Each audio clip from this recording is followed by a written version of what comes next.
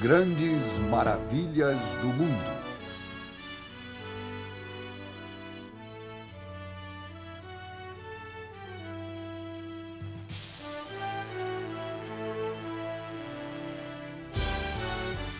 Maravilhas criadas pelo homem.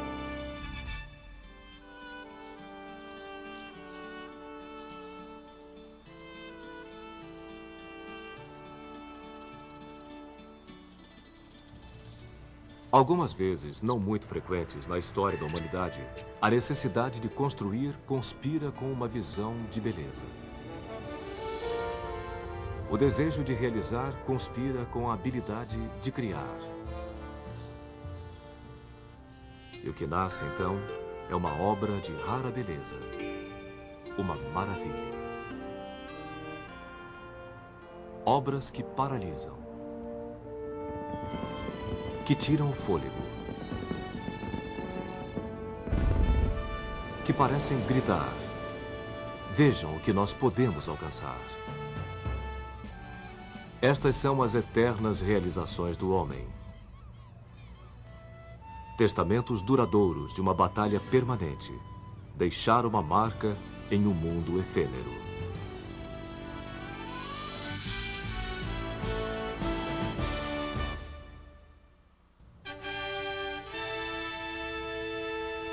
Coliseu de Roma.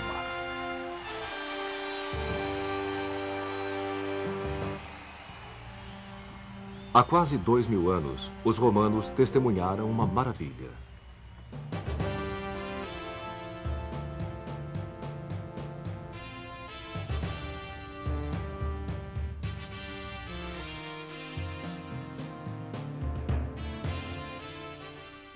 Aqui, onde o imperador Nero havia construído um palácio suntuoso com um lago artificial, um novo imperador, Vespasiano, quis deixar sua herança. Não com um grande palácio para seu próprio desfrute, nem com um templo para agradar aos deuses, mas com um imenso palácio para o público. Um anfiteatro para sediar os jogos, campeonatos e rituais que acabou se tornando a mais importante assembleia pública da capital.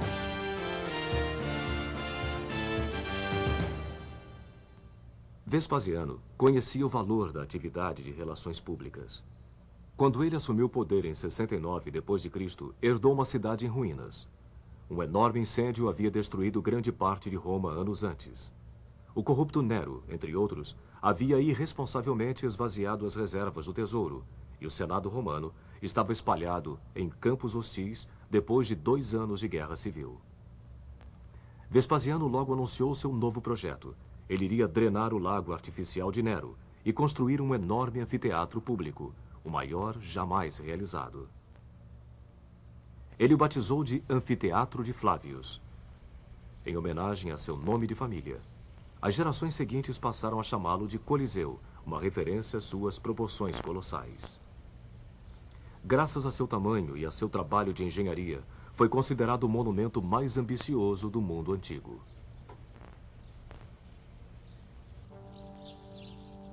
Enormes blocos de calcário foram carregados por escravos para construir a elipse de dimensões monumentais, 600 metros de circunferência, cobrindo 15 hectares e erguendo-se a uma altura de 16 andares. Primeiramente, foram erguidos os arcos e os pilares, e em seguida as paredes laterais foram sendo construídas, preenchendo os espaços vazios com uma rocha vulcânica muito leve chamada Pedra Pomes. Com lugar para 50.000 espectadores, o Coliseu equivale aproximadamente à metade do tamanho do Maracanã. Os construtores de estádios de hoje em dia ainda se baseiam no sistema engenhoso de entradas e passagens primeiramente utilizado no Coliseu.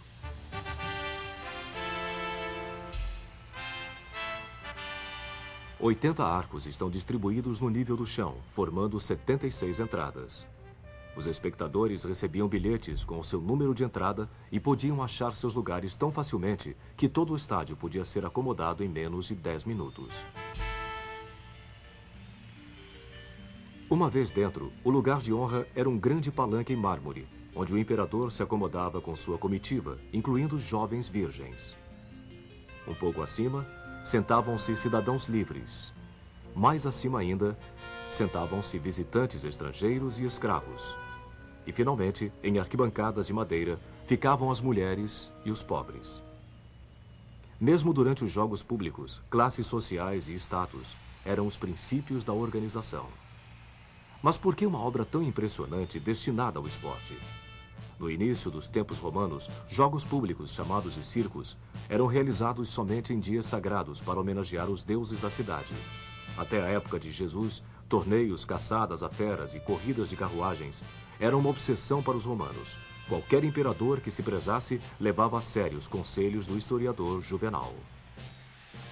Apenas duas coisas fazem um romano se preocupar hoje em dia: panem et circenses, pão e o circo. A obra de Vespasiano levaria menos de 10 anos para ser concluída. E apesar de ele não ter vivido para ver seu trabalho terminado, o Coliseu permanece o símbolo eterno de toda uma civilização. Os romanos já provaram ser os melhores engenheiros que o mundo já viu. Inventores do arco, da cúpula, construtores de estradas, aquedutos, pontes e banheiros. Embora a estética romana tenha sido em grande parte emprestada dos gregos, sua tecnologia era profundamente original. Lá perto, no Panteão, uma gigantesca abóbada de concreto parece flutuar suavemente no espaço. Uma estrutura de concreto armado tão grande, vazada por um único raio de luz, não seria construída novamente até o século XX.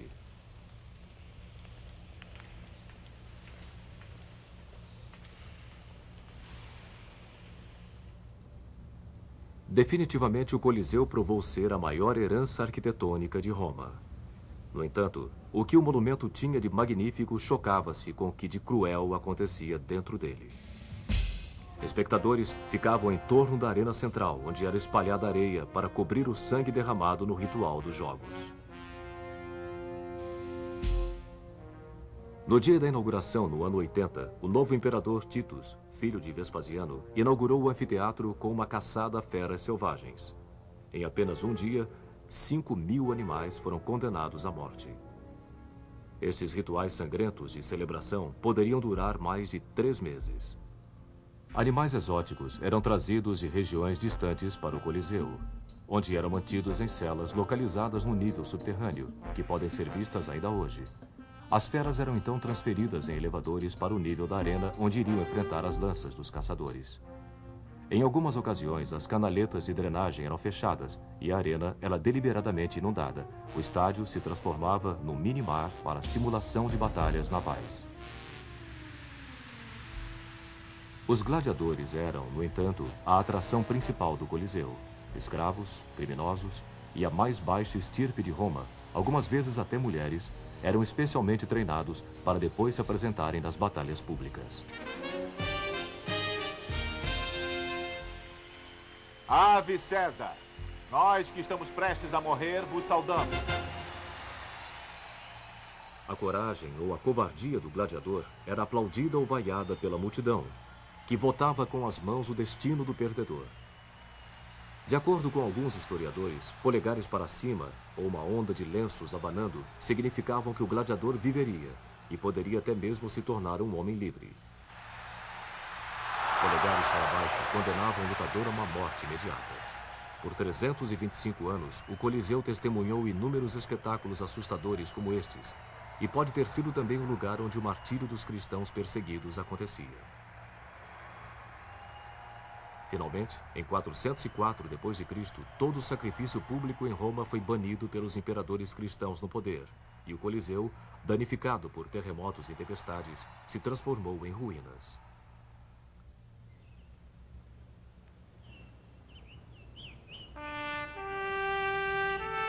Através dos séculos, o Coliseu se transformou em uma pedreira de mármore, saqueada pelos vários Césares de cada nova era.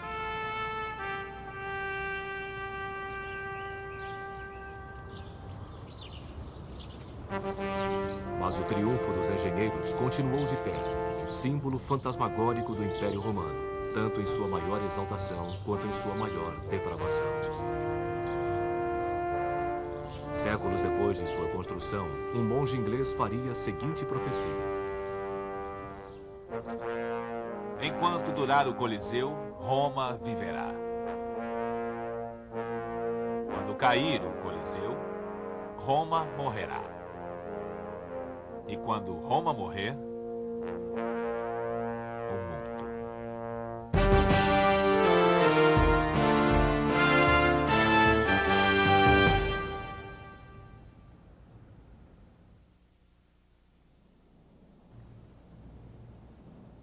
Machu Picchu.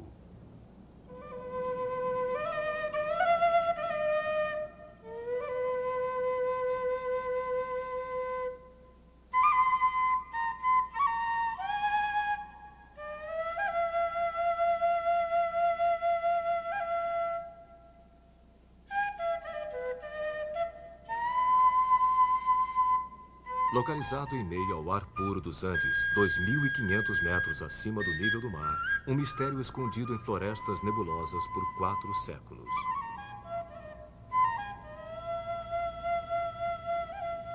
Crônicas do século XVI contam que estas montanhas impenetráveis esconderam a última cidade dos Incas, Vilcabamba, onde Manco Inca, o líder das crianças do Sol, desesperadamente procurou refugiar-se dos espanhóis, que haviam dizimado seu império em sua ânsia por ouro.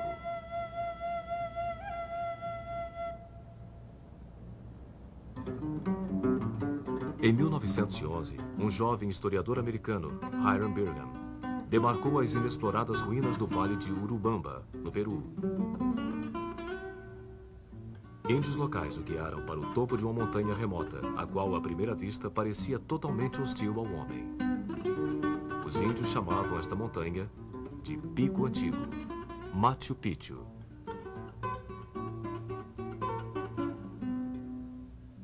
Bingham descreveu a viagem. De 4, nós nos precipitamos por uma grama escorregadia. Bem mais para baixo, Urubamba rosnava furiosamente.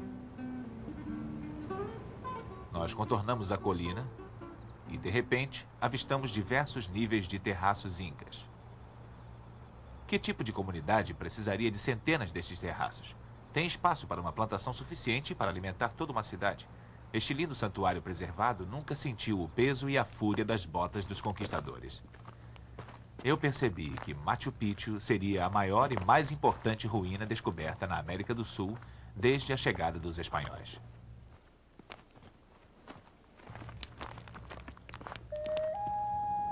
O que Bingham havia visto era extraordinário, mesmo que escondido pelo crescimento da selva. Um platô de 3.200 metros quadrados, com mais de 200 construções de inigualável técnica.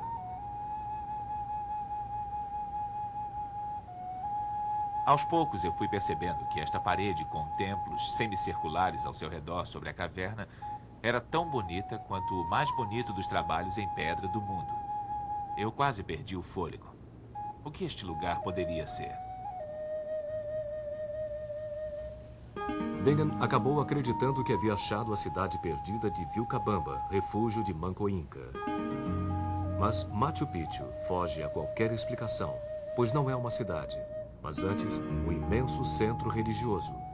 Um lugar sagrado para os rituais de uma das mais enigmáticas civilizações de nosso mundo. Os Incas construíram um império que, em seu apogeu no século XVI, atingia 4.000 quilômetros, o mais poderoso da América do Sul. A capital Inca, Cusco, superpovoada, com 100.000 pessoas, tinha uma riqueza lendária. Este pátio em Coricancha, o Templo do Sol em Cusco, era ornamentado com 700 sólidas lâminas de ouro, cada uma pesando mais de 2 quilos. Como a maioria dos tesouros incas, este foi também saqueado pelos conquistadores espanhóis. Os incas eram engenhosos organizadores sociais. Apesar de não terem linguagem escrita, eles desenvolveram uma sofisticada economia, talharam plataformas nos despenhadeiros, irrigaram os terraços através de canais.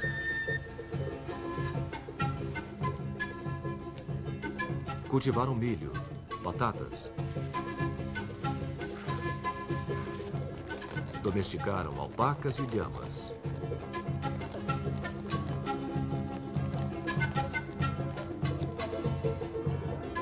Hoje em dia, muitos dos índios peruanos ainda conduzem suas vidas segundo a cultura de seus ancestrais incas.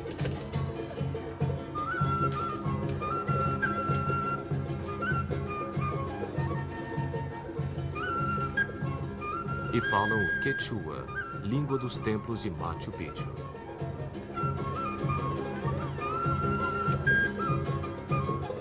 A mais duradoura das realizações incas é também a mais desconcertante: os monumentos feitos em pedra. Enormes blocos de granito tão precisamente superpostos que sequer uma lâmina pode penetrar entre eles.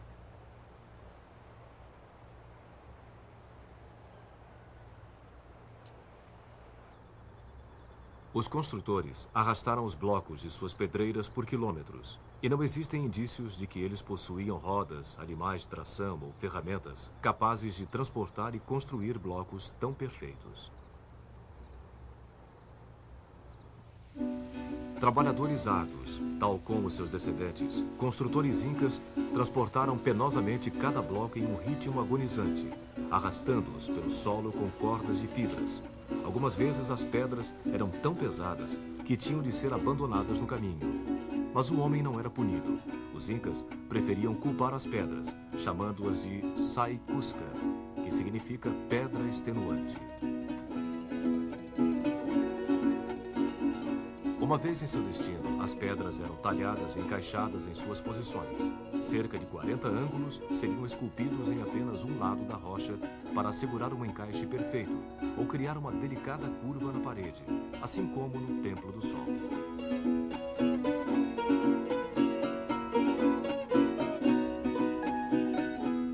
A forma trapezoidal da maioria das construções foi uma inovação inca com o objetivo de dar a estabilidade necessária durante os frequentes tremores de terra que abalavam os Andes.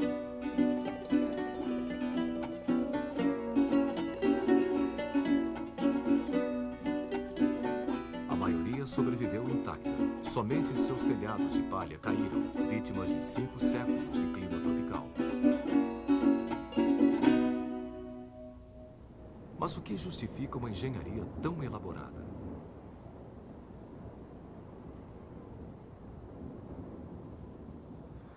Machu Picchu parece ter sido uma espécie de quartel sagrado para a religião Inca.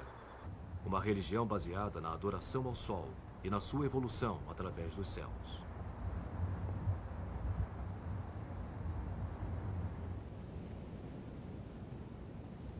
O Intihuatana, ou o lugar de pouso do sol, era um patamar de pedra que permitia aos incas prever os solstícios e equinócios do sol, tão críticos para a plantação e a colheita do milho.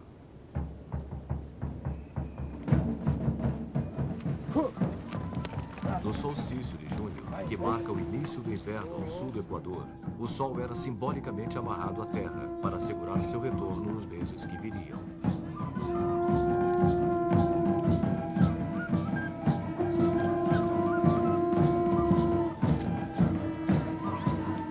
O festival chamado Inti Raymi durava 9 dias e ainda pode ser visto na antiga fortaleza inca chamada Sacsayhuamán.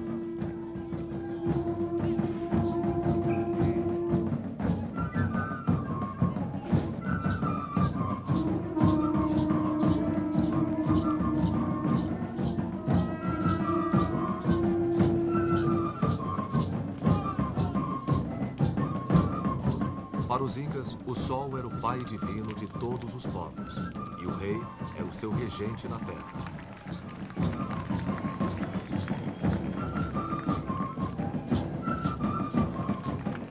O ouro simbolizava as lágrimas do sol, e o milho era sua obra-prima dourada.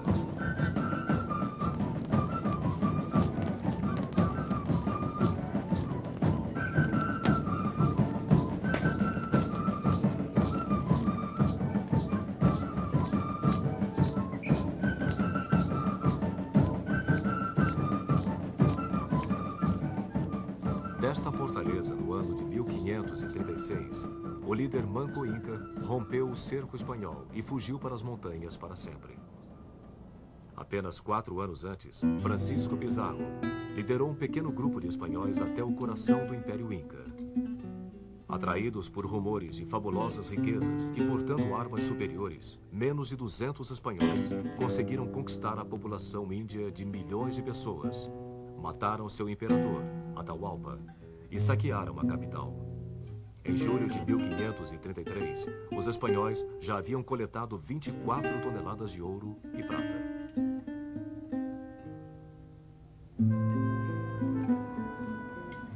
Quando Manco Inca perdeu sua última batalha, ele abandonou Cusco, que logo se transformou numa colônia que foi construída sobre as fundações indestrutíveis da antiga cidade Inca.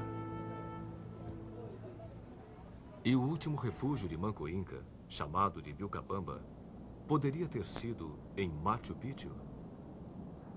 Algumas evidências apontam para outro lugar, recentemente localizado, bem mais afastado para o noroeste. Machu Picchu foi provavelmente abandonado muito antes e já teria sido vítima da mata invasora. Tal como a civilização que o criou, Machu Picchu continua um mistério, engolido pela terra de onde surgiu.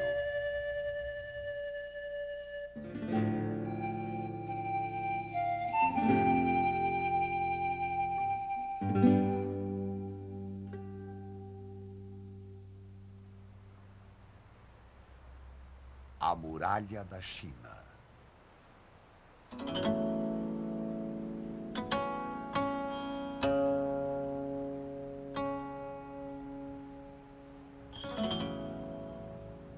Do outro lado do mundo, um novo imperador projetou uma linha de pedra cortando a face da terra, que seria construída pelas mãos do homem em um enorme pedaço de terra.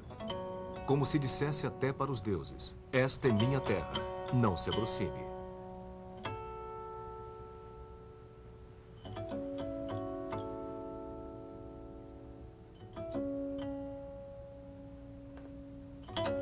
A dinastia Ming da China livrou-se finalmente do jugo dos mongóis, forçando os descendentes de Gengis Khan a se retirarem para as estepes do norte.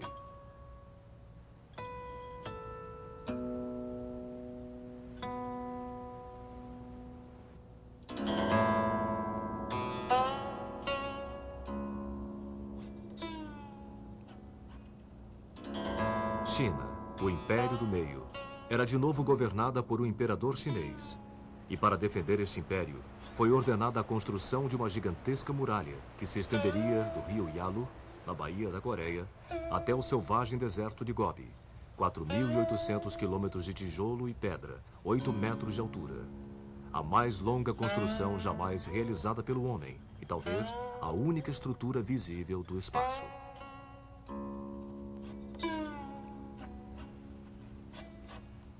Se a muralha da China fosse esticada de ponta a ponta no Brasil, ela ligaria Macapá a Porto Alegre.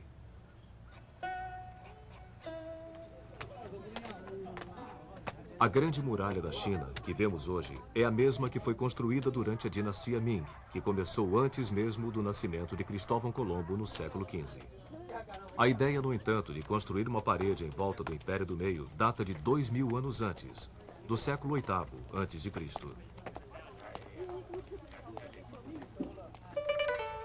Nesta época, a China vivia um caos. Estados hostis lutavam entre si e contra tribos nômades que tentavam invadir pelo norte. Durante centenas de anos, uma sucessão de paredes em barro foram construídas entre montanhas e ao longo dos vales com o objetivo de manter afastados vizinhos hostis. Todo este esforço, no entanto, era em vão. Mas no ano 221 a.C., um homem unificou a China e se proclamou o primeiro imperador, Qin Shi Huangdi. Em seu breve reinado de 12 anos, Qin Shi Huangdi ligou os milhares de quilômetros de antigas paredes em uma massiva muralha para a defesa militar contra os bárbaros. Um cinturão em torno de uma nação. Esta grande muralha simbolizaria a China para sempre. Ferozmente protetora, hostil a estrangeiros, prodigiosa por seu trabalho. Um povo unificado.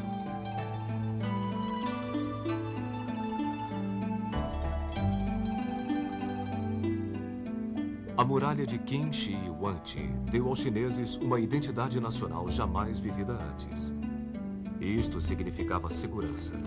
As fronteiras do norte logo atrairiam novos colonizadores e fazendeiros. Em sua sombra protetora, comerciantes se aventuravam por estradas que levavam ao oeste. Uma viagem pela região que viria a ser conhecida como a Rota da Seda, trazendo as riquezas do Oriente para a Índia, Pérsia e Roma.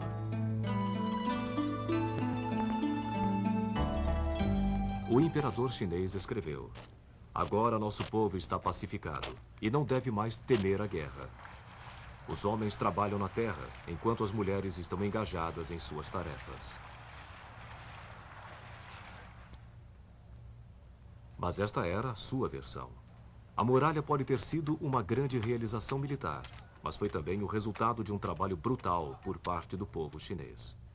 800 mil soldados, trabalhadores cativos e prisioneiros foram forçados a trabalhar para erguer a muralha. Criminosos enfrentavam uma punição a mais. Suas cabeças eram raspadas, suas faces escurecidas e colares de ferro eram colocados em seus pescoços. Nesta situação eram enviados a províncias distantes para buscar matéria-prima. Um cronista escreveu: "Valas ao lado de estradas eram preenchidas com corpos de homens que foram forçados a ir para a construção da grande muralha. E quando homens não podiam mais ser encontrados, suas viúvas se juntavam à marcha." A história de uma das viúvas se transformou em lenda. Aqui, nos limites leste da muralha, perto do Mar da China, um templo foi erguido em homenagem a Meng Jiannu. Meng, a história conta, foi atrás de seu marido que havia sido mandado para construir a muralha.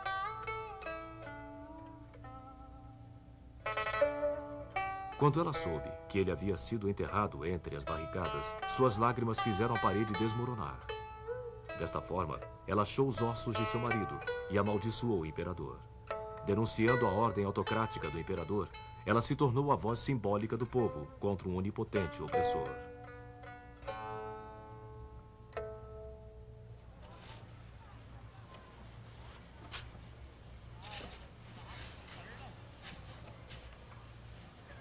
Muito pouco da muralha de Qin Shi Huangdi ainda existe hoje em dia.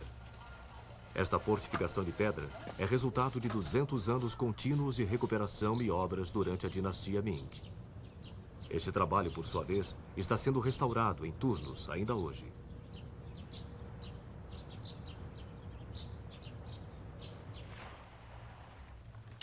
A muralha atravessa metade da China, subindo montanhas inclinadas e protegendo vales, engenhosamente transformando terrenos desfavoráveis para a guerra em vantagem tática.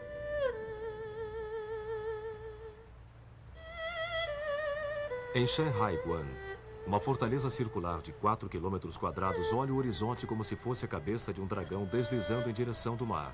Um fosso de 8 metros de profundidade protege este portão chamado de o primeiro passo para o paraíso.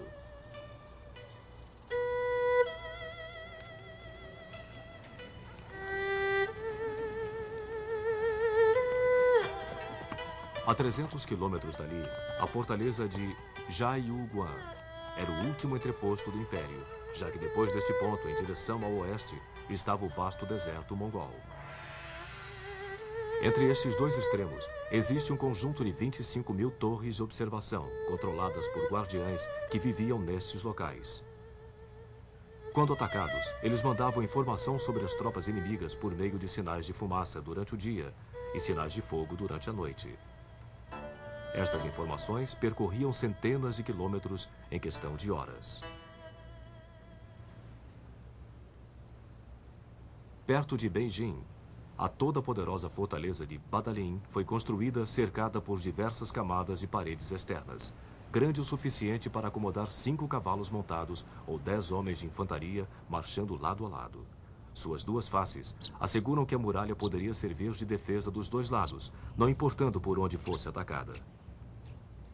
Apesar de a muralha ter resistido aos arcos e espadas dos mongóis e dos manchus, ela mal conseguiu sobreviver aos rompantes ideológicos de nosso tempo. Durante a Revolução Cultural dos anos 60, desdenhando o passado histórico da muralha, fazendeiros roubaram muitas partes dela para usar em seus chiqueiros.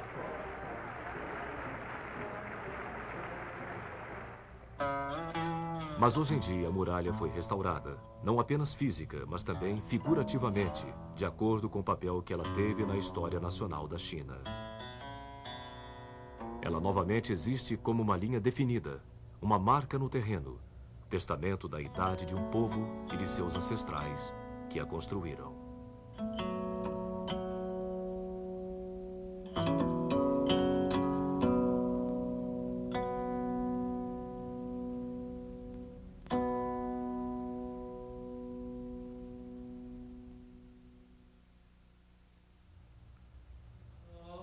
Kremlin.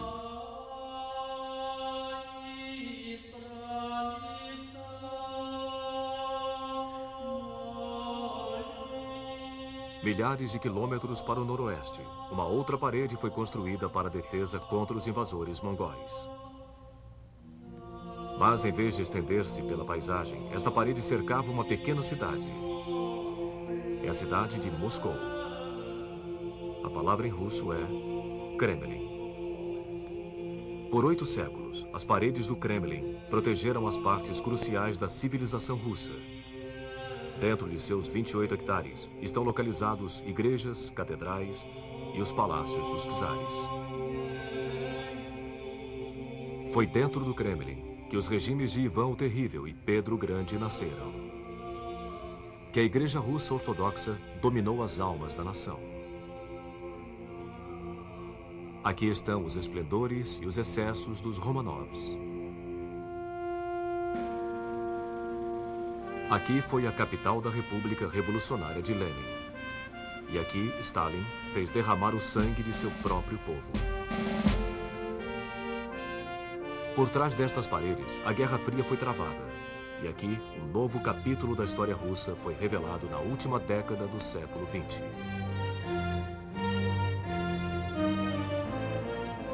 Todo o enredo da história do povo russo está incorporado pelas torres e cúpulas deste complexo. É um monumento aos seus maiores esforços e aos seus grandes fracassos. O escritor russo Mayakovsky foi ainda mais além. A Terra, tal como conhecemos, começa no Kremlin. O Kremlin teve, de alguma maneira, um começo mais modesto. Inicialmente, havia apenas uma fortaleza triangular em madeira que protegia os palácios do Principado de Moscou. Através dos séculos, o Kremlin foi se expandindo e passou a incluir igrejas, mosteiros, oficinas, casas. Mas foi Ivan III, conhecido como Ivan o Grande, quem no século XV visualizou que Moscou seria uma grande capital imperial, rivalizando com Roma e Constantinopla em autoridade religiosa. Ele adotou a águia dupla como seu emblema e ganhou o título de regente de toda a Rússia, um cargo que seus sucessores viriam a chamar de czar, modelando a si mesmos como os Césares romanos. Ivan expandiu o Kremlin, trazendo renomados arquitetos da renascentista Itália para transformar o complexo medieval. Os arquitetos substituíram as antigas construções em madeira e pedra por construções de paredes de tijolos vermelhos que sobrevivem até hoje. Quase 2,5 km de comprimento e 7 metros de altura. As paredes levaram 10 anos para serem construídas e estão entre as mais bonitas fortificações militares jamais erguidas. 20 torres cortam a linha do céu, cercando a fortaleza. Uma das torres é a do portão Spassky, considerado até hoje a majestosa entrada principal do imponente Kremlin. A história conta que quando Napoleão marchou triunfante pelo portão Spassky, seu chapéu de 3 pontas tombou, prevendo o mortal fracasso que seus soldados sofreriam em sua retirada de Moscou. Menos da metade dos seus 600 mil soldados sobreviveu ao inverno. Centenas de canhões que foram abandonados na neve hoje estão expostos desafiadoramente pelas paredes do edifício conhecido como Arsenal.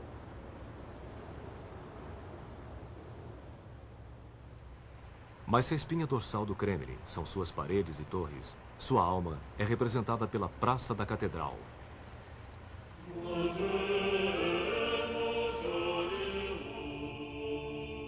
Ivan o Grande autorizou a construção de 3 magníficas catedrais para formar o centro da Rússia Ortodoxa. A imensa Torre do Sino acrescentou um ponto de referência para a Praça da Catedral e para toda a cidade.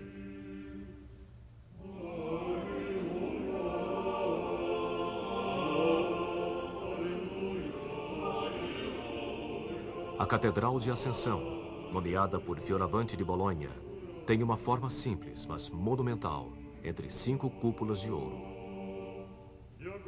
Neste lugar, os czares de Moscou foram coroados. Em seu interior, alguns dos ícones mais sagrados da Rússia ficam expostos. O Redentor dos Olhos Furiosos, carregado como um troféu para as batalhas. A mítica Madonna de Vladimir, conhecida pelos moscovitas como a Dama da Ternura. A próxima construção é a Catedral da Anunciação, que já foi a capela privada dos czares. 9 cúpulas de ouro e um magnífico altar testemunharam os casamentos, batismos e agonias privadas da dinastia imperial. Ivan IV, conhecido como Ivan o Terrível, mostrado aqui no famoso filme de Eisenstein, foi barrado dos cultos por ofensas contra a igreja. Sua arbitrária carnificina dos suspeitos de traição e seus acessos de raiva espalharam terror pela corte. Ele está enterrado no prédio ao lado, junto aos outros czares, na Catedral do Arcanjo.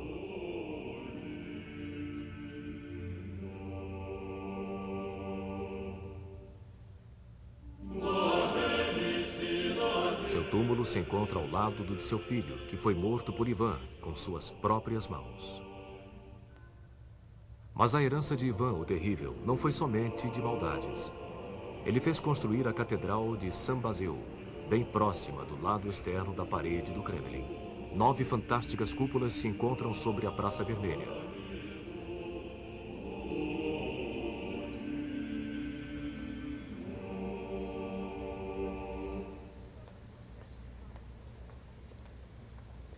Foi por um capricho de Ivan que a catedral foi construída no meio do barulhento mercado público de Moscou, e não no solene complexo. O Kremlin testemunhou os excessos dos czares em meio à riqueza de seus palácios.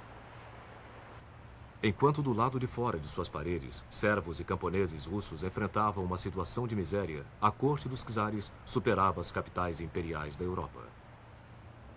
Um visitante, ao ver o Kremlin pela primeira vez, comentou: horizontal e verticalmente, torres e cúpulas, pontas, cones, estruturas em espiral preenchem toda a vista. Deve ter sido invenção de Dante quando chegou aos céus russos.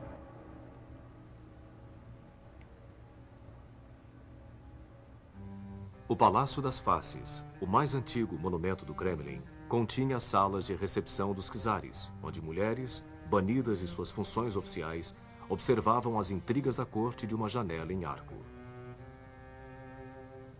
No Palácio Terem, onde se localizavam os apartamentos reais, os tetos e as valetas eram pintados e dourados.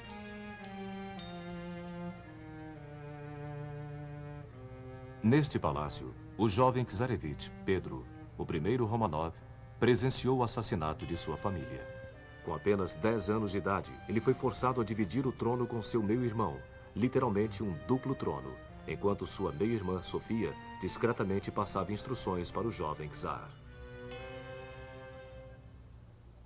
Foi Pedro quem, em 1712, colocou um fim das intrigas sangrentas do Kremlin, transferindo a capital para a nova cidade do norte, São Petersburgo. Mas o Kremlin permaneceu uma casa longe de casa para os Romanov. Durante os 2 séculos seguintes, os antigos palácios foram reunidos no Grande Palácio do Kremlin, que se tornou a peça magistral da corte imperial.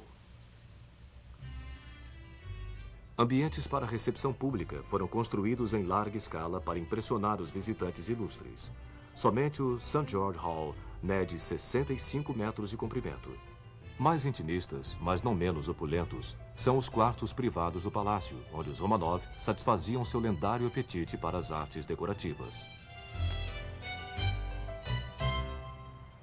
Muitos dos tesouros do Kremlin eram eventualmente expostos no Museu Imperial, conhecido como The Armory, onde os esplendores da corte foram cuidadosamente restaurados, mesmo durante a era da dominação soviética.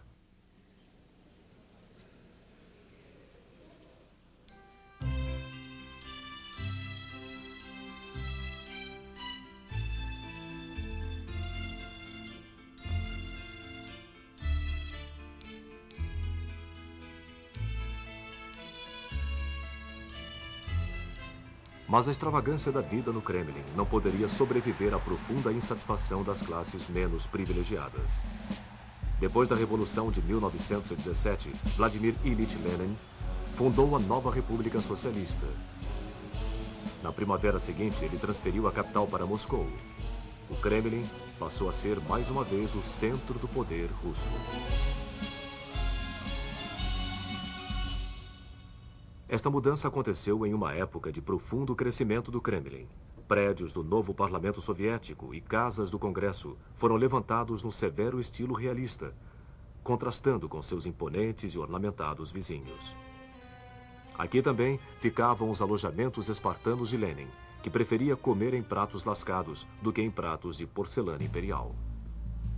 Em mãos soviéticas, o Kremlin foi transformado em um diferente tipo de monumento, não para atender às riquezas da corte, mas para servir ao poder do Estado comunista.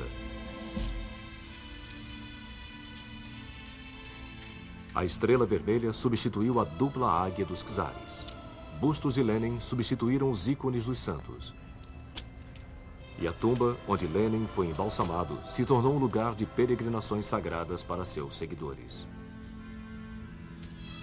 Mesmo hoje em dia, quando os russos repudiam seu passado soviético, eles não rejeitam o Kremlin. É a história de nosso Estado. O Kremlin sempre foi o centro político, cultural e espiritual do país. Para mim, o Kremlin é sagrado. É a história do Estado da Rússia, o qual existe e vai sempre existir, independentemente das comoções que podem vir a acontecer e a sacudi-lo. Nós realmente amamos este lugar, eu em particular. Eu trouxe minha filha para mostrar a ela quão esplêndida nossa terra é, para contar a ela o que nós vemos, o que nós sabemos e o que nós lembramos. O Kremlin continua a cativar o coração do povo russo, não somente por sua beleza, mas pelo que ele carrega de verdade, suas memórias e esperanças.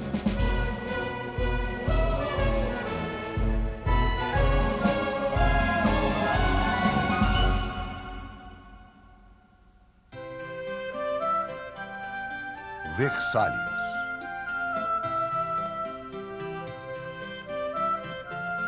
Enquanto o Kremlin sobreviveu a revoluções, há um outro palácio que mal sobreviveu a uma.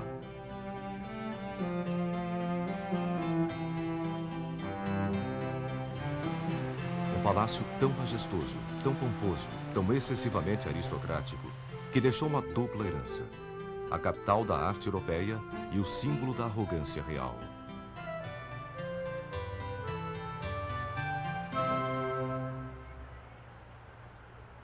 Versalhes começou com um ato de ciúme. Luís XIV, conhecido como o Rei Sol, visitou um magnífico palácio que pertencia a um de seus ministros. O rei se sentiu tão ultrajado com a pompa do encontro no palácio de seu subordinado que mandou aprisioná-lo e saqueou sua casa. O material saqueado iria encontrar seu novo lugar no novo palácio que Luís XIV construiria para uso próprio. Ele escolheu um terreno pantanoso em Versalhes, 18 quilômetros ao sul de Paris. Quando garoto, ele cresceu apaixonado pela casa de caça de seu pai, que se localizava nesta região.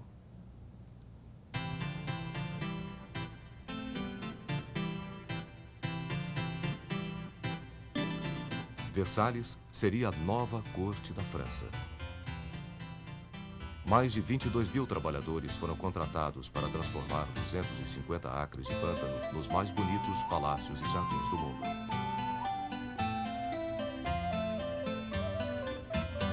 Paisagens foram criadas onde nada existia.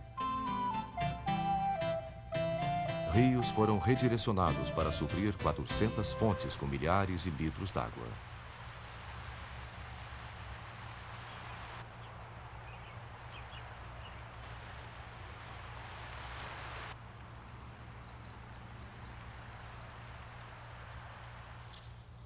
Quando o fedor das latrinas de Versalhes se tornava insuportável, Luís XIV tinha 3.000 árvores de fragrância em caixas estrategicamente arrumadas. Algumas delas ainda existem na Orangerie. De fato, Versalhes representa o auge da sensibilidade barroca. Aqui, a natureza foi domada e algumas vezes torturada em submissão. Cada broto, cada galho e cada planta em Versalhes era sujeito à revisão. Árvores eram posicionadas ao longo dos caminhos de tal forma que não fizessem sombra nas magníficas estátuas que enfeitavam o jardim.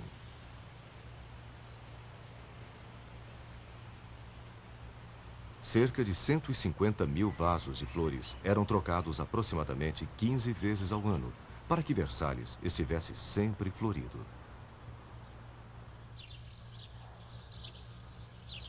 As diferentes alas de Versalhes impunham uma ordem racional e humana em uma incompreensível dimensão de luxo. Luís XIV queria um palácio de onde pudesse manter um olho nas intrigas da corte. Desta forma, Versalhes foi construído para hospedar cerca de 3.000 nobres, cortesãos, damas de companhia e todos os seus atendentes. 700 quartos foram decorados com mármore, brocado, veludo e ouro.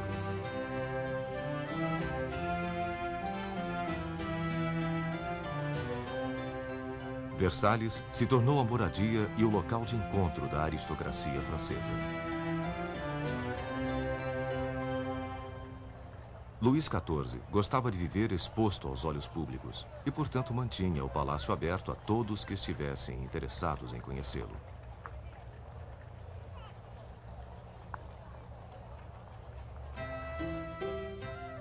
Exatamente no centro arquitetônico deste palácio dourado estava o quarto de Luís XIV.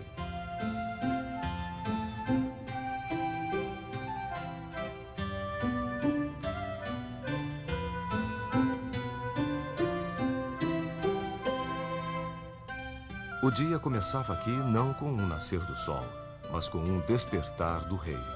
Um ritual chamado de o nascer do rei. Luís XIV tinha um atendente para cada função. Um para vestir a manga direita da roupa, outro para vestir a manga esquerda, um para colocar a gravata, outro para amarrá-la. 4.000 serventes e 500 cozinheiros alimentavam o enorme apetite da corte por cerimônias.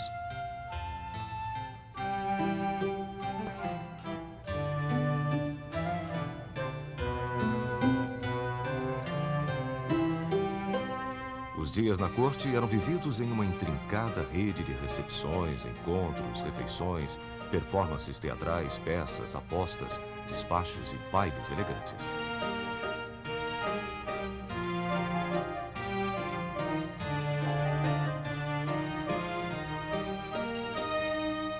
O rei frequentemente participava de apresentações de balés folclóricos. Era sabido que somente o rei poderia se juntar aos bailarinos.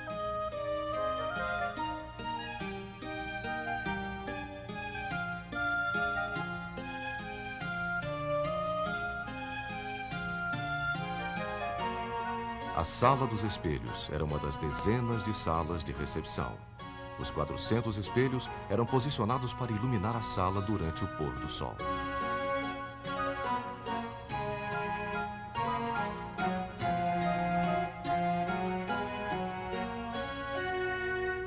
Na Sala dos Desenhos, adjacente à Sala dos Espelhos, cortesãos ganhavam ou perdiam influência, dependendo da moda de cada dia. A menor afetação do rei, seja na vestimenta, na cozinha, dança ou arte, desencadeava uma onda não somente por toda a França, mas por todas as cortes da Europa.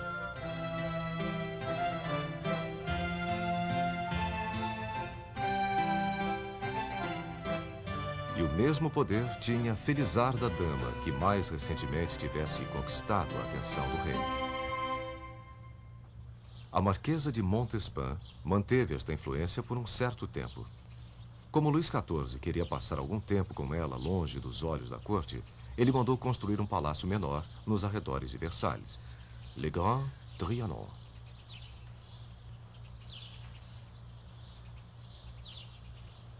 Em 1715, Luís foi sucedido por seu bisneto, Luís XV, que expandiu Versalhes sob a influência de outra marcante mulher, Madame de Pompadour, sua amante por 20 anos. Ela também queria uma casa afastada da corte, e Luís XV construiu o Petit Trianon. Mas Madame Pompadour não chegou a ver seu palácio pronto, e ele se transformou mais tarde na casa de encontro do rei com sua nova favorita, a Condessa de Berry. Mas foi uma outra mulher de Versalhes quem iria representar os excessos da corte francesa, Maria Antonieta. Maria, que era austríaca, acabou ocupando este leito através de um casamento politicamente arranjado e extremamente impopular com Luís XVI. Ela nunca conseguiu conquistar o povo francês, mesmo tendo feito o seu melhor para impressionar a corte. Maria tinha uma queda pelo estilo de vida rústico, pelo menos a sua versão real. Para satisfazer seu gosto pelo campo, uma vila charmosa foi artificialmente construída com seu próprio pequeno moinho e com antigas cabanas que tinham suas paredes cuidadosamente rachadas e tudo mais que fosse necessário para caracterizar a vila.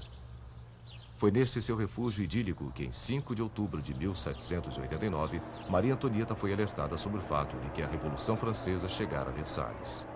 Raivosos parisienses estavam se aproximando do palácio. A família real deixou Versalhes na manhã seguinte e nunca mais retornou. E Versalhes, que apenas 6 anos antes havia assinado o tratado que dava à América sua independência, agora era considerado um símbolo da tirania em seu próprio país.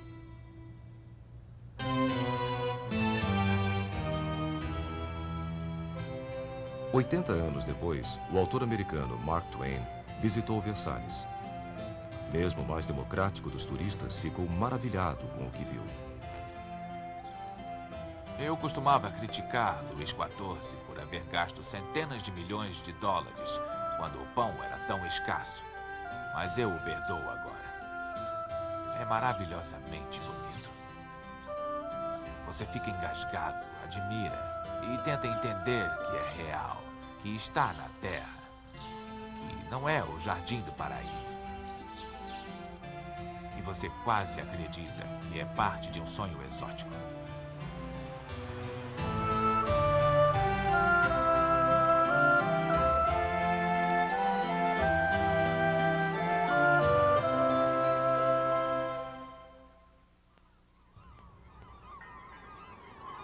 Estátua da Liberdade.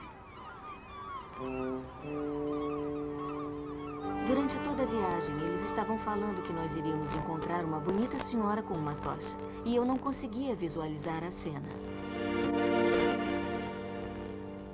Quando eu a vi, eu disse: Mãe, vem aqui. Esta é a liberdade.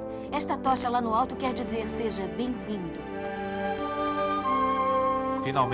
Finalmente nós viemos à Terra Prometida para a Estátua da Liberdade. Bonita, linda mulher.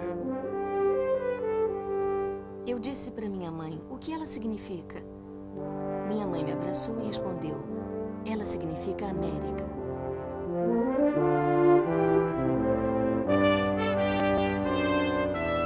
Ela ergue-se das águas da enseada de Nova York. Um colosso moderno de metal, o maior jamais inventado. Até os dias atuais, o mais duradouro símbolo da esperança americana para o país. Tal como os milhões de americanos que passam por ela, a história da Estátua da Liberdade começa do outro lado do oceano, em um país tumultuado. O ano era 1865. Em Paris, o regime duro e beligerante de Napoleão III tornou o democrático sonho da Revolução Francesa em uma memória sombria. Para alguns liberais franceses, a América era a verdadeira inspiração dos ideais democráticos perdidos da França. Eles almejavam a fraternidade que uma vez ligara Washington a Lafayette. Entre eles estava o escultor Frédéric Bartholdi, que pensou em desenvolver um monumental presente para a jovem nação. Eu tentarei glorificar a República e a liberdade lá, na esperança de um dia achá-las aqui de novo. Ele queria que seu presente fosse a primeira coisa que os visitantes vissem quando entrassem no Novo Mundo.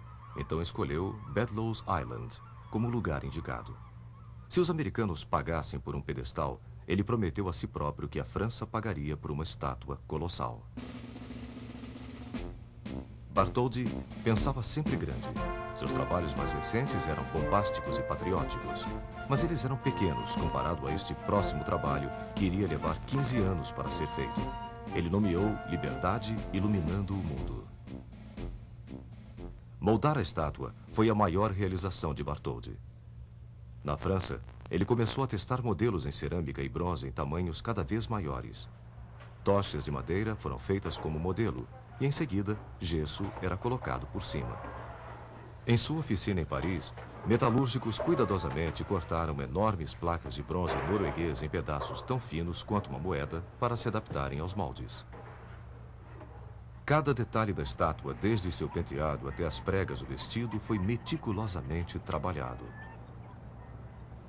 A cor original das peças, um marrom escuro, foi gradualmente se transformando em um cinza claro por causa da maresia do Atlântico. A enorme estátua teria também de resistir a ventos de mais de 200 km por hora sem tombar no mar. Bartholdi procurou o mais brilhante engenheiro civil da França, Gustave Eiffel, para desenvolver um engenhoso sistema de suporte de 1.800 vigas, incluindo um esqueleto principal e uma série de estruturas que permitiriam as placas de cobre expandir e contrair, de acordo com o tempo, sem rachar. O andaime desenvolvido por Eiffel era o mais alto jamais criado até então, elevando a gigantesca senhora por sobre os tetos de Paris para que todos pudessem ver. Mas enquanto Paris estava exultante, a América vacilava. As contribuições eram pequenas. Tinham arrecadado bem menos do que os $250 mil necessários para a construção do pedestal. Bartholdi levou a tocha para exposições beneficentes em que visitantes eram convidados a conhecer e subir no pedestal. Finalmente, o editor Joseph Pulitzer conclamou os cidadãos de Nova York a apoiarem o pedestal. O pedestal sozinho já era uma obra-prima da engenharia e foi desenvolvido por Richard Morris Hunt para harmonizar com a estátua e não competir com ela, e principalmente para suportar um peso de 225 toneladas de ferro e cobre.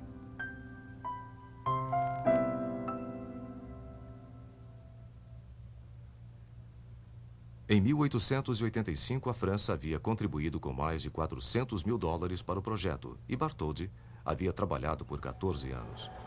A estátua completa foi desmontada e enviada à sua nova casa embalada em mais de 200 caixotes, 39 somente para rebites. Quando a estátua foi remontada um ano mais tarde em Nova York, os americanos viram pela primeira vez o que seria considerado símbolo de esperança para seus imigrantes nas décadas vindouras.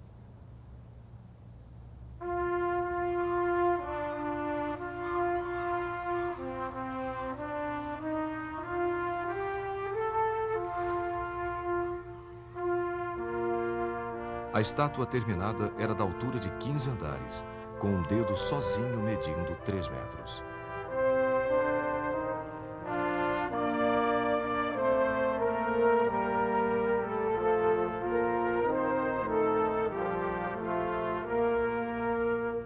O simbolismo da liberdade estava claro. Uma placa com a data de 4 de julho de 1776. Sob seus pés, grilhões rompidos representavam o fim da escravidão. Sua coroa de 7 pontas tenta tocar os 7 continentes e os 7 mares, e carrega o anseio de liberdade de todo o mundo. Bartholdi queria que ela fosse acesa pelo lado de dentro, e no início do século XX, uma fraca luz elétrica saía das brechas da tocha. Este modelo original está em exposição em um museu próximo à estátua. Reformas recentes colocaram uma nova tocha com folhas de ouro de 24 quilates para incrementar a ilusão de iluminação. Aqueles que vieram em busca do abrigo da tocha vieram atrás de uma vida melhor, fugindo de exércitos para juntar-se a um parente, livrar-se de um perseguidor. Eles vieram por causa de rumores de ouro nas ruas. Vieram em trapos. Ironicamente, suas primeiras horas na Terra da Liberdade eram gastas normalmente confinadas na Ellis Island. Imigrantes a chamavam de Ilha das Lágrimas. Aqui, à sombra da Estátua da Liberdade, 16 milhões de almas esperançosas invadiram Great Hall, esperando sua sorte. Alguns deles condenados a serem postos de lado, doentes, ou que aparentavam ser mentalmente deficientes eram impedidos de entrar no país e voltavam nos mesmos navios que os havia trazido.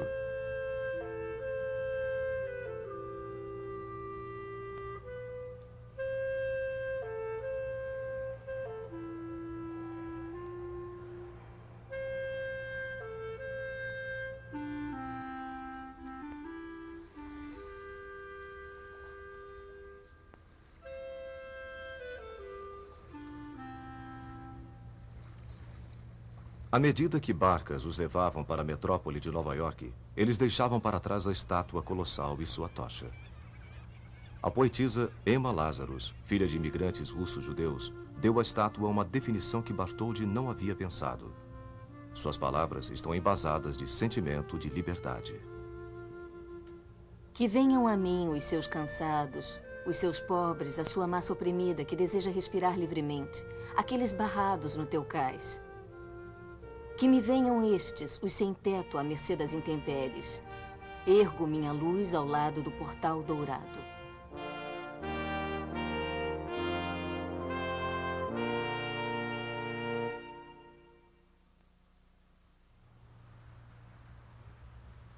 Torre Eiffel.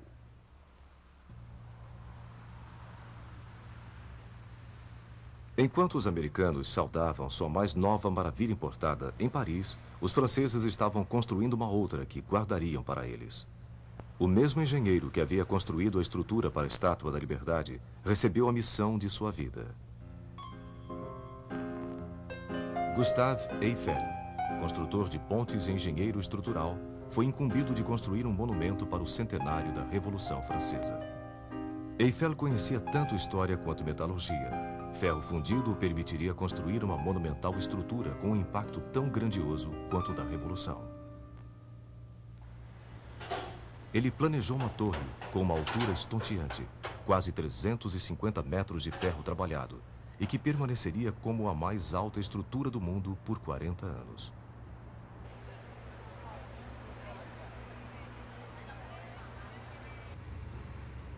Eiffel usou novas tecnologias de pré-fabricação para fundir 12.000 traves. Elas eram manufaturadas fora do local e montadas na margem esquerda do Sena, onde ficaria localizado o monumento. 2,5 milhões de rebites sustentavam o trabalho em ferro, o que permitia que o vento passasse pela estrutura livremente. Mais perigoso era o enorme número de críticas que praticamente levaram o projeto a ser interrompido. Um proeminente grupo de artistas e intelectuais, incluindo o escritor Guy de Maupassant e o compositor Charles Gounod, assinou uma carta decretando a monstruosidade que se ergueria sobre sua amada Paris.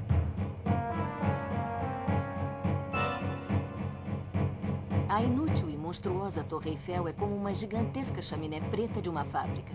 Esmagando com sua enorme massa a Notre-Dame. O Louvre, o Arco do Triunfo. Todos os nossos monumentos serão humilhados sob esta mancha negra. Determinado, Eiffel continuou. A torre ficou pronta no prazo, com apenas 600 dias de trabalho, e foi inaugurada em 31 de março de 1889. Mais de 2 milhões de parisienses curiosos passaram pela torre neste primeiro ano, rabiscando seus nomes nas vigas e comprando souvenirs. Eles almoçaram no restaurante localizado na torre e subiram nos engenhosos elevadores por entre a estrutura de metal para ver o que nunca haviam visto antes. Um visitante era Edmond de Goncourt. Subindo no elevador, eu tive a sensação, lá no fundo do meu estômago, de que estava em um navio no mar, mas sem vertigem. Lá do alto, nós fomos presenteados com uma visão maravilhosa, além de tudo que poderíamos imaginar na altura do chão, da grandeza, da extensão, da imensidão de Paris.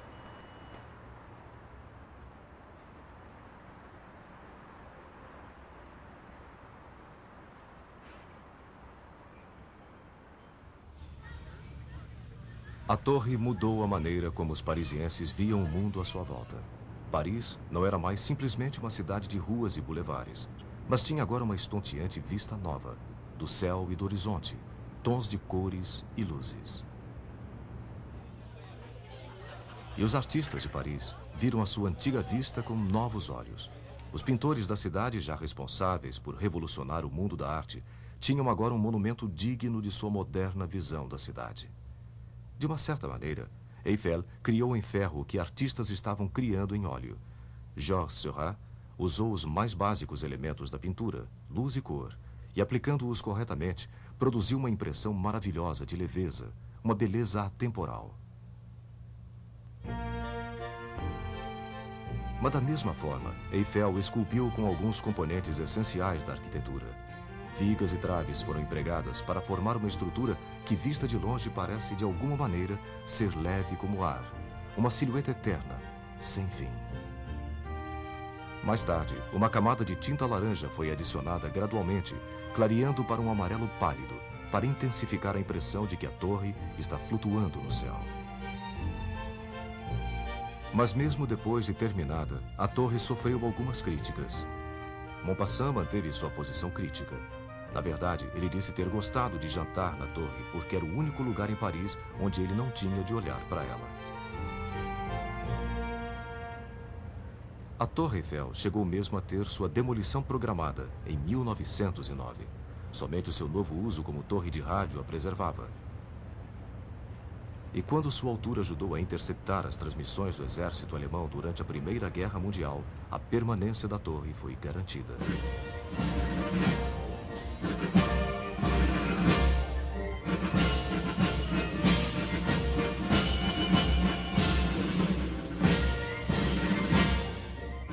Ironicamente, o que uma vez havia sido um símbolo da revolução, do progresso e da produção em massa, hoje parece ser um tanto quanto antiquado. Um pouco da elegância do velho mundo numa metrópole frenética.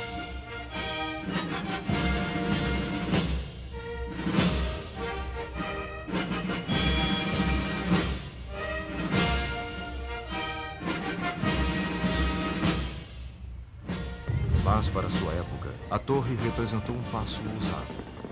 Ela representou as boas-vindas à era moderna. Misturou beleza com tecnologia, garantindo que os dois poderiam coexistir. Esta lição, por si só, já faz da Tour Eiffel a Torre Eiffel, a mais otimista das maravilhas jamais construídas.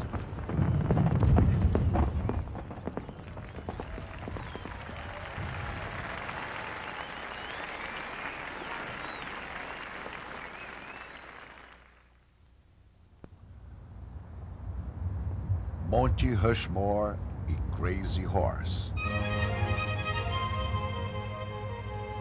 No coração da América, um outro sonho audacioso se tornou realidade no paredão de uma montanha de granito. Nas montanhas negras de South Dakota, em meio a desfiladeiros que eram como testemunhas às curvas e à idade do terreno, um homem decidiu colocar sua marca em uma das montanhas. Não apenas uma expressão pessoal de seus dons artísticos, mas um monumento aos princípios fundamentais de uma nação democrática.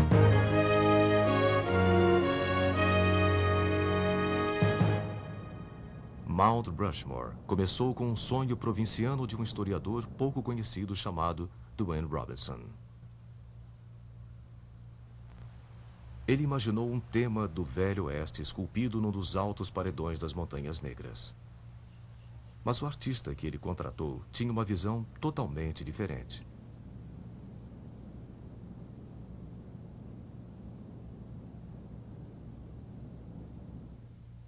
Gutzon Borglum era o filho americano de imigrantes dinamarqueses, um dedicado pintor e escultor que havia estudado com Auguste Rodin e que já havia feito várias esculturas de figuras históricas, tais como Abraham Lincoln e Robert Lee. Neste quadro monumental, Borglum imaginou mais do que um tributo ao Velho Oeste. Em vez disso, ele queria capturar as qualidades permanentes de toda uma democracia. Eu quero alguma coisa na América. Alguns metros de rocha que sejam testemunhas de todas as grandes realizações que conquistamos enquanto nação.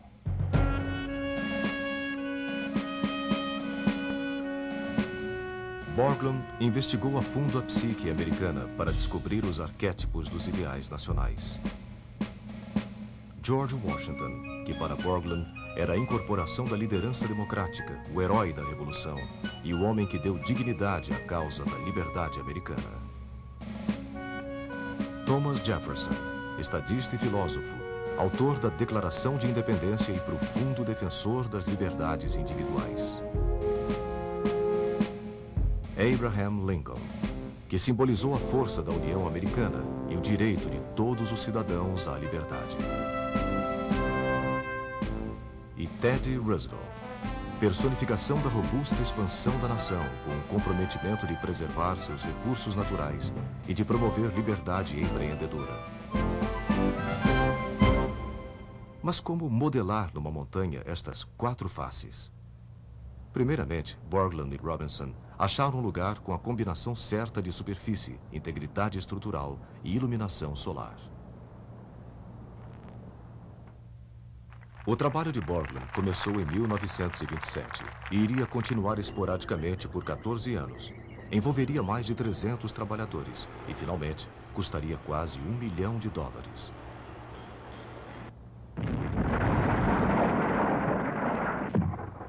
Mais de 450 mil toneladas de granito foram explodidas para criar os rostos que mediriam 20 metros de altura. A montanha estava parecendo ser incontrolável. Pedras instáveis forçaram Borglum a dinamitar sua primeira tentativa, que colocava Washington e Jefferson em lugares opostos. Persistentemente, Borglum começou um novo Jefferson, esculpindo a cabeça um pouco mais alta do que as outras e evitando assim rachaduras perigosas. O sucesso de Borglum em Mount Rushmore dependia, além da engenharia, de alcançar beleza artística em uma escala ampla. Borglum conseguiu passar emoção além das rochas. Uma ponta de granito na cavidade da pupila conseguiu dar a impressão de brilho no olhar. Borglum havia planejado esculpir todas as figuras até a altura da cintura, mas morreu em 1941, antes que pudesse terminar. Seu filho, que apropriadamente recebeu o nome de Lincoln, completou as cabeças, mas o começo da Segunda Guerra Mundial impediu que houvesse qualquer cerimônia de inauguração. Finalmente, 50 anos depois de estar pronto, Mount Rushmore foi oficialmente inaugurado em julho de 1991, colocando o selo final num monumento que veio para representar as conquistas do espírito humano. Gutzon Borglum. Nós acreditamos que o memorial à nação deve ter serenidade, nobreza, poder, tal como tinham Washington, Jefferson, Lincoln e Roosevelt, esculpido nas alturas o mais perto do céu que podemos, para mostrar à posteridade que tipo de homens eles eram. E aí devemos rezar para que estes marcos durem até que o vento e a chuva os desgastem.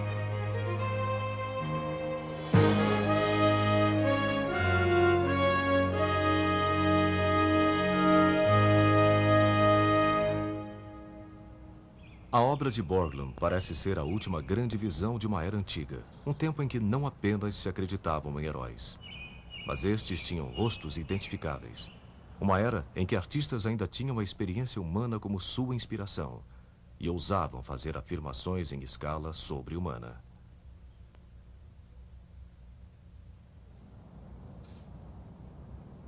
Existe outra grande maravilha sendo desenvolvida, mesmo em nossa era impaciente.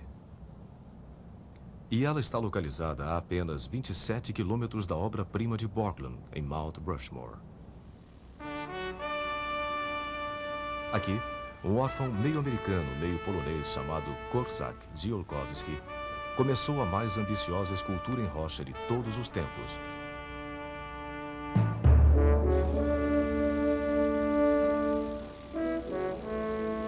Um monumento da altura de 60 andares, em homenagem ao grande guerreiro Sioux, Crazy Horse.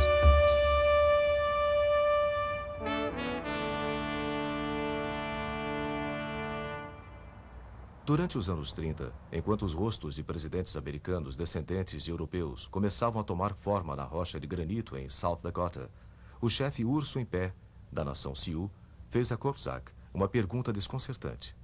Onde estavam os monumentos de seu povo, dos heróis de uma tribo que povoou a região por 400 séculos, mas que havia sido aniquilado em menos de 4 décadas? A resposta de Korczak foi que ele dedicaria o resto de sua vida à construção de um moderno colosso, ao Crazy Horse. A escala é inacreditável. Todas as 4 cabeças de Mount Rushmore caberiam em apenas uma cabeça do Crazy Horse. Korczak viu nesse lendário guerreiro a dignidade heróica de um povo vencido. Ele se dedicou à sua tarefa com a mesma perseverança que seu outro herói e mentor, Gutzon Borglum. Excêntrico e visionário, Korczak investiu milhares de dólares de seu próprio bolso nos direitos sobre a montanha. E em 1947, com menos de $200 de capital próprio, ele começou sua tarefa hercúlea. Eu sou um contador de história na pedra, mas isto é tudo o que eu sou. Eu quero dizer ao mundo que existiu aqui, em uma determinada época, um povo que era admirável. Eu não pretendia fazer isto tão grande. Eu pretendia fazer algo em torno de 35 metros de altura. Puxa, uma figura com 35 metros parecia nada, e aí eu resolvi. Vou esculpir toda a montanha. Depois de 4 décadas, 8 milhões de toneladas já haviam sido tiradas da montanha. Korczak sabia que não viveria para ver seu trabalho completo.